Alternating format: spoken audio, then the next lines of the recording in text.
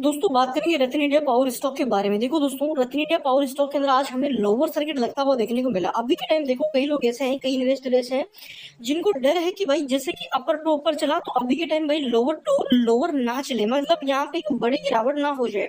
देखिए एग्जैक्टली हम ये चीज देखेंगे कि यहाँ से अगर गिरावट होती भी है तो कहाँ तक ही जा सकता है। क्या यहाँ से 15 रुपए के नीचे जाएगा या उससे पहले पहले एक बार और हमें एक बड़ी रिवर्सल की जो डाटा है वो नजर आएगा। देखो मेन पॉइंट यहाँ पे अगर बताऊं मैं, तो जो तेजी आई उसके पीछे आपको भी पता है कि स्टॉक बहुत अंडर वैल्यूड हो गया था। और जो Q4 के रिजल्ट आए थे उनमें हमने देखा कि कंपनी का प्रॉफिट एक ही क्वार्टर के अंदर पिछले अराउंड 4-5 क्वार्टर में जितना नहीं कर सकती इतना एक क्वार्टर में कर दिया। कंपनी ने भाई 10,000 करोड़ का प्रॉफिट जनरेट करके दिया। अब जैसे ही कंपनी का प्रॉफिट 10,000 करोड़ आया तो क्या हुआ, कंपनी का फंडामेंटल जो पहले बहुत डाउन था ना, वो जैसे ही प्रॉफिट हुआ कंपनी का फंडामेंटल स्ट्रॉन्ग हो गए। एंड उन्हीं फंडामेंटल की बदौलत हमें यहाँ पे back to back upper circuit देखने को मिले। अब देखिए दोस्तों, दो चीजें रहेगी हमारे सामने। अगर ओपरेटर ने गेम खेला है तो फिर गिर सकता है, अगर ओपरेटर का गेम नहीं था तो फिर यहाँ पे कोई डरने की जरूरत नहीं है। एंड यहाँ पे ये भी हो सकता है कि ये जो लोअर सर्किट लगा हुआ है टोटली आपसे माल बिकवाने का डाटा भी हो सकता है। तो पूरी चीज इस वीडियो में अपन कवर करेंगे, पहले डाटा समझ लेते हैं। देखो, क्या आज पूरे दिन लोअर सर्किट था या लोअर सर्किट खुला था? देखिए दोस्तों, आज का अगर डाटा देखोगे तो मॉर्निंग के अंदर पॉजिटिव ओपनिंग हुई थी, उसके बाद में जैसा कि आप देखोगे मार्केट अपसाइड था, फिर भी यहाँ पे हमें स्टॉक के अंदर गिरावट देखने को मिली। एंड ओवरऑल जब स्टॉक क्लोज हुआ तो क्लोज होते होते हमें लोअर सर्किट लगता हुआ देखने को मिला। तो देखिए मेन चीज यहाँ पे समझिए अभी के टाइम चल क्या रहा है। देखो, अगर ओपरेटर गेम होता आपसे माल बिकवाने का, मतलब ऐसा कुछ होता कि स्टॉक को बहुत ज्यादा गिरावट करवानी है तो आपको बेचने का मौका नहीं दिया जाता। जैसा कि कल भी देखोगे तो आपका स्टॉक दोस्तों खुल रखा था, ऐसा नहीं कि यहाँ पे अपर में या लोअर में इसमें बंद था, कुछ नहीं। नॉर्मली यहाँ पे ट्रेडिंग सेशन हमें देखने को मिला।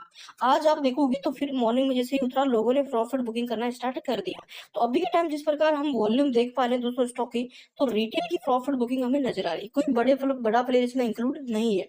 दूसरी चीज, एसएम स्टेज 4 में नजर आ रहा है, बड़ा प्लेयर एसएम स्टेज 4 में कभी भी बड़ी क्वांटिटी सेल नहीं कर सकता, मतलब कुछ ऐसी एक्टिविटी नहीं कर सकता जिससे वो सबके मतलब जो एनएससी बीएससी और सेबी की नजर में आए।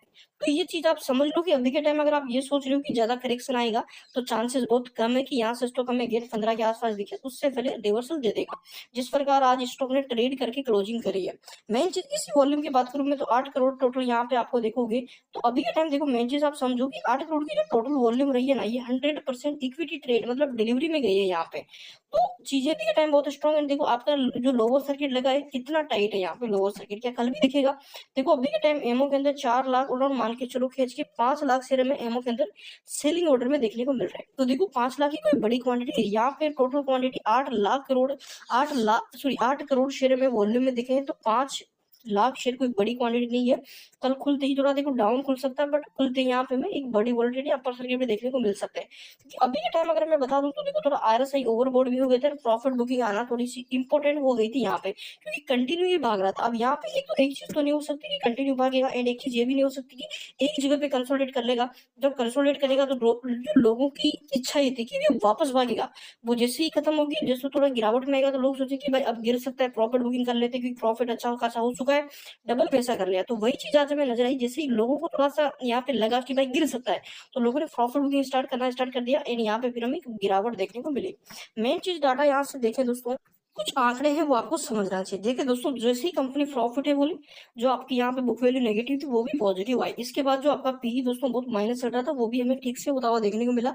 एंड जो रिटर्न ऑन इक्विटी आरओसी सब हमें पॉजिटिव देखने को मिले। इसी रैली में स्टॉक ने 21.10 का स्टॉक का बाउंड वीक हाई क्रिएट कर लिया। अब यहाँ से आप देखोगे तो देखिए नॉन स्टॉप इस बॉटम से हमें भागता हुआ देखने को मिला है। तो ऐसा तो नहीं हुआ कि भाई नॉन स्टॉप भागता हुआ देखने को मिलेगा, थोड़ा बहुत प्रॉफिट बुकिंग दिखाएगा, अगेन रिवर्सल भी आएगा, बट वेट करना है यहाँ पे। अब सबसे बड़ी चीज रिजल्ट में आपने देखा दोस्तों, जो कंपनी लॉस मेकिंग थी पिछले 8 क्वार्टर से, आप देख लो यहाँ पे लॉस मेकिंग कंपनी बनी हुई थी, वो एक क्वार्टर में 10,000 10,500 करोड़ का प्रॉफिट कर दिया, 10,666 करोड़ का प्रॉफिट कर दिया। तो फंडामेंटल तो सुधरेगा ही। अब इसमें ये प्रॉफिट आया कहाँ से? ये प्रॉफिट आप देखोगे अदर इनकम, जैसा कि कंपनी की अदर इनकम आप जोड़ोगे तो पहले देख लो कितनी थी, इस क्वार्टर में कितनी आ गई अदर इनकम, 10,717 करोड़।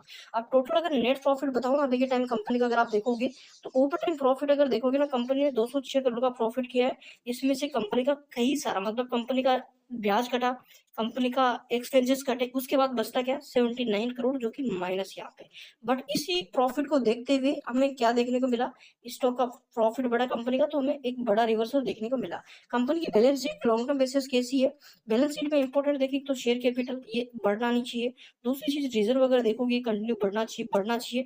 तो पिछले क्वार्टर से देखो रिजर्व के अंदर बहुत बड़ा स्ट्रॉन्ग देखने को मिला, अगले क्वार्टर में ये रिजर्व में पॉजिटिव देखने को मिल सकता है। जो 9,999 11,000 करोड़ का रिजर्व नेगेटिव चल रहा था वो 1,000 करोड़ नेगेटिव आ चुका। मतलब अगले क्वार्टर में कंपनी अगर 1,000 2,000 भी करोड़ पॉजिटिव दिखा दी तो अच्छा रिजल्ट रहेगा।